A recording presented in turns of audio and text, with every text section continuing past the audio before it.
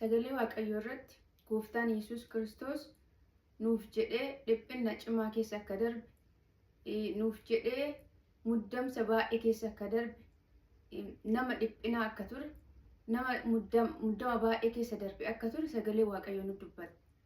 Yeroo san Yesuus Kiristoos dhiphina san keessa akka darbeef muddama san keessa akka darbeef nu akka fayyinuuf ba'aa keenya dhiphina keenya rakkina keenya nurraa fuudhuuf yeroo san Yesuus Kiristoos dhiphina san keessa darbe.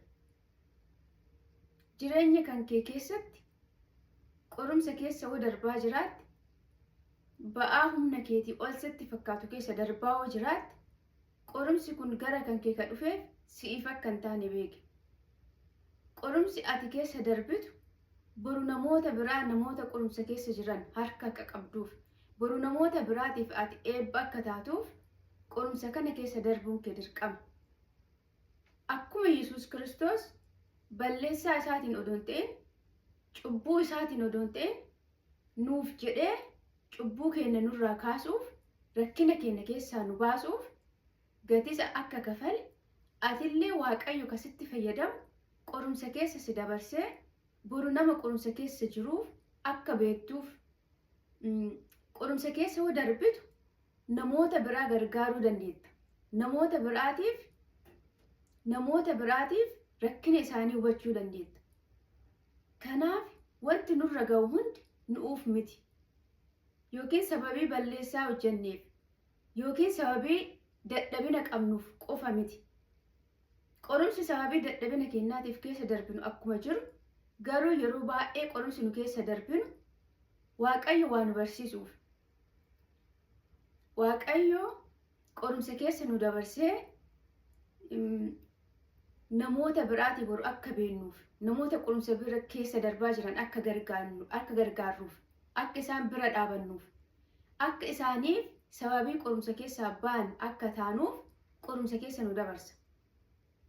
Yesuus Kiristoos yeroo akkasi dhiphate san namoonni isa tuffatan namoonni isa bira darban maaliif inni dhiphina keessa jira. Namni dhiphina keessatti si wajjin ta'uun barbaadu. Namni yeroo ati haala gaarii keessa hin jiraanne naannaa keetitti argamuu hin barbaadu. Yesuus Kiristoos haala akkasii keessa darbe. Namoonni isaayyuu gadduu hin barbaadan turan. Haalli inni keessa jiru baay'ee badaa waan ta'eef isaafuu gadduufuu fedhiin qaban. Baay'ee qorumsa cimaa keessa darbuu isaarraa kaka'e. Akkasuma ati hadhas qorumsa cimaa keessa darbuu keetirraa kaka'e namoonni si dhiisanii deemuu danda'u. Namoonni naannaa keetitti argamuu hin barbaadan. Wanti ati beekuu qabdu wanta kana keessa ka darbaartuuf sababii ati balleessaa hojjetteef akka hin taane. Boru namoota akkasitti rakkina keessa jiraniif eebba akka taatuuf. Namoota gargaarsa barbaadanii namoonni irraa dheesseef ati fira akka taatuuf. Namoota sanniiniif ati eebba akka taatuuf Waaqayyo qorumsa kana keessa si dabarsaara. Kanaaf wanti ani jechuu barbaadu jireenya kee keessatti qorumsi sirra ga'u si'iif miti. Qorumsi sirra ga'u mataa keetiif si'iif odoo hin taane Waaqayyo boru eebbaaf si qopheessaa jiraachuusaa akka ta'e beeki.